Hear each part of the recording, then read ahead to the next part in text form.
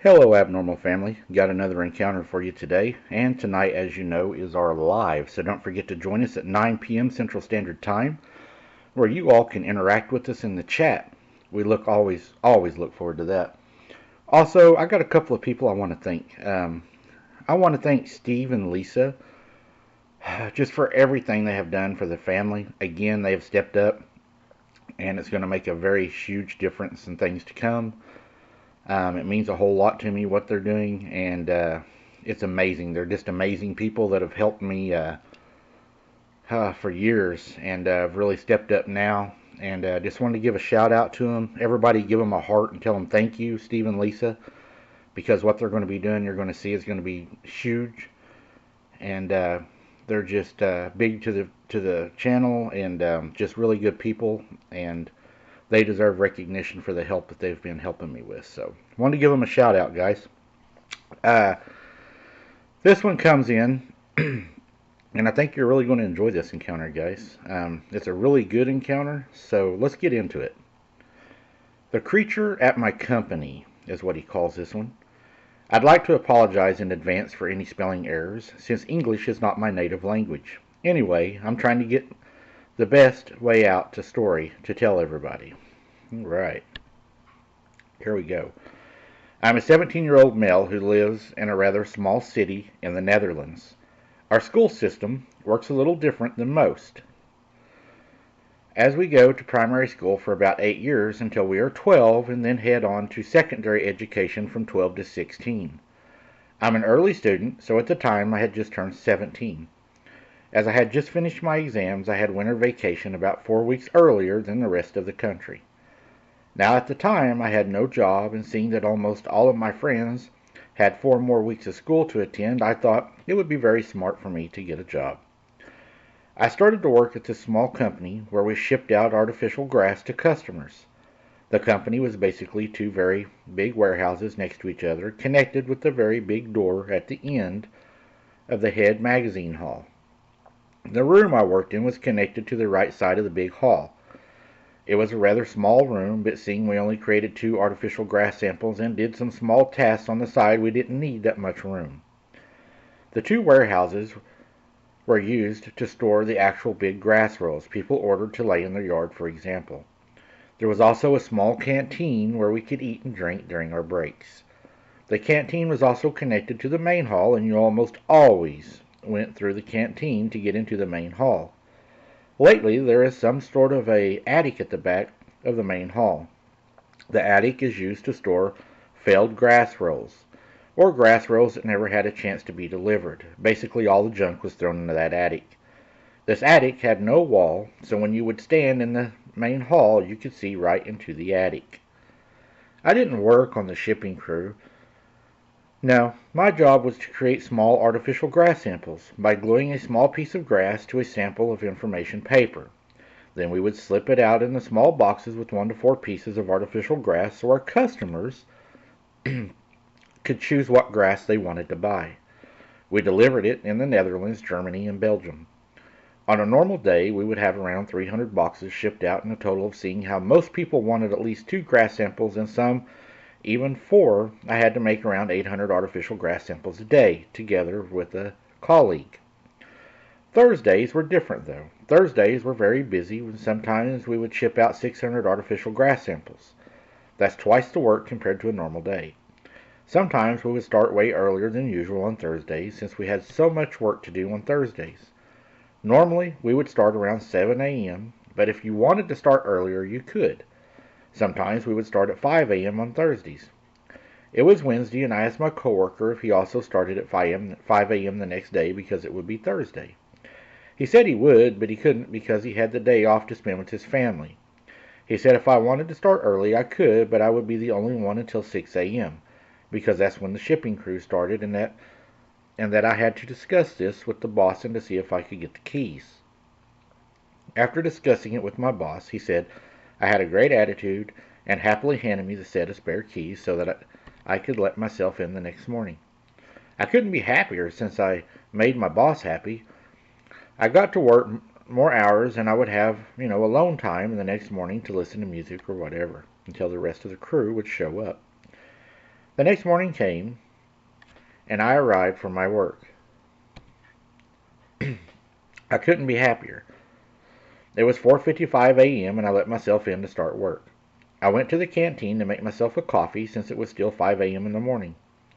I scrolled a bit on my phone and forgot the time and saw that it was 5:07 a.m. I forgot the time. Oh no. I grabbed my coffee and went to my workspace. Now on the outside of the walls of the room I worked were almost all the light switches. The light switch of my room was there with the one in the main hall. In the second hall where we were working, the light switch of the office located above the canteen was also there. Only the light switch of the canteen wasn't there.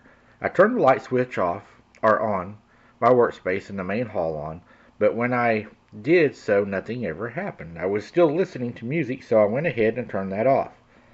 The hall was so dark I couldn't even see the huge scaffolding where the grass rolls were stored.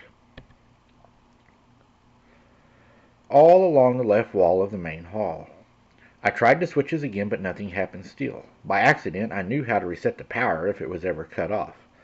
I overheard my coworker saying how to do it to another colleague of mine. The fuse boxes were located all the way in the back of the main hall, but the hall was so dark I almost couldn't even see my own hand in front of me. The weird thing was the light in the canteen worked perfectly fine, so there was some light illuminating the beginning of the main hall. The power of the canteen must have been connected to a different set of earthing switches, I thought by myself. I needed the power, not just for the light, but if there was no power there was no way to heat up the glue guns to glue the grass samples to the information paper. I also couldn't open up the huge rolling doors because it was still dark outside and it would help very little. I walked back into the canteen to overthink my options. I remembered, of course, I still have the mobile phone with the flashlight I could use to find my way to the fuse box at the end of the hall. It was my only choice, so I made my way back into the main hall and turned on the flashlight on my phone. When I turned on the flashlight on my phone, I came to a big discovery. One of the scaffolding had been knocked over. This was almost impossible since these things are at least 10 meters high, and there is no way that a human being could do this. These things are heavy. The only way one of these scaffolding could be knocked over had to be with the forklift. We had 2 forklifts, and we used to pick grass rolls and to put them in the truck and deliver grass to our customers. But if this happened yesterday, the crew would have cleaned up the mess instantly, I thought by myself. I considered calling my boss, but I wanted to turn the light on first. After glancing the last time at the mess the fallen scaffolding made, I turned and made my way back to the main hall. But when I pointed my flashlight to the end of the main hall, it illuminated a big part of the attic as well. I got the biggest shock of my life. As I looked to this astounding and disgusting creature standing in the attic on the edge of the floor, I could see the creature almost perfectly, even though there was still no light. The creature looked distorted. It looked so wrong. It sort of looked like a man with legs bent backwards and the hooves as a feet. Its fingers were at least 30 centimeters long, and it had the brightest yellow eyes I'd ever seen. Its skin was rotting on some places, and I could even see bone due to the skin that was coming off its body. Then the creature started speaking to me. I couldn't believe what I heard. The creature said in a low, angry, distorted voice, "Come to me." I didn't have a muscle that would move. I stood there in full disgust. The creature screamed at me. It was such a deafening scream I could hear my ears ringing inside of my skull. It was then that I made a break for the canteen. When I turned away, I could hear a loud thump on the ground. I didn't look back, but I suppose it was when the creature jumped down from the attic onto the ground. I ran through the canteen into the hallway and out the door. It was still very dark outside, and I had no idea where to go. I heard the creature crashing into the huge rolling gate. I got my senses together and hid in a descending path where they unload the trucks at the company next door. This took me about 10 seconds.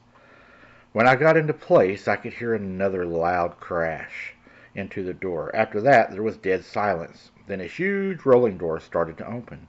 It went slower than normal, but maybe the creature broke something that caused the door to go up slowly. I could see the pure black hooves slowly revealing itself as the door proceeded to open. It amazed me how the creature got the door opened. The only way to open the door was by pressing on a small button with an up arrow on it. When the door was far enough open, the creature stepped into the street and into the moonlight. I could see it looking around and sniffing. This thing was at least 3 meters long. It felt like an eternity for the creature to stop sniffing, but it was probably only a few seconds. Then the creature ran off and didn't return. I got back inside as fast as I could, which wasn't the smartest thing to do. I closed the rolling gate, and to my surprise, the power was back on. All the lights were turned on, and I could see everything perfectly fine now. I never told anyone about this story. I told my boss I had no idea how the scaffolding got knocked over. 1 week later, I quit my job and did not return to this job, Mike. I believe that something is messing around there in the attic. I don't know if it would have messed with the lights or not. It sounds like something did. It may have turned off the lights. I'm not sure. They could have been on a timer. I know whenever I worked in the mall, the lights were set on a timer to conserve energy, and the only way you could override them was to go to a special electric box which had special buttons on them, and you would have to override the timer. So even if you went to the main box and turned on a light, say for example in like an east end of the mall, if that timer had already shut off and even though you turned it on, it wouldn't come on unless you went to the override box. So possibly this place has an override box that didn't allow you to turn the lights on for energy saving. But yeah, very scary. Having hooves. I've been hearing a lot more about creatures having hooves, more about the goat man and stuff like that. So yeah, very interesting story, and it sounds like you got pretty lucky. I would have probably have left. I probably wouldn't have went back inside, but I guess going back inside and locking the door, you would have been, somewhat safe there too. So yeah, very interesting story. Thank you for sharing it, and I think you did really well on telling it. And everybody else and you have a really good day. We'll see you tonight at 9 p.m. Central Standard Time for the live where you can interact with us. We look forward to that. Also, if you want to support Bringing Hunter Home, the links are in the description. And thank you. God bless, guys. And keep your head on a swivel. Don't be something's dinner because we want to spend time with you all tonight on the live. We'll see you then.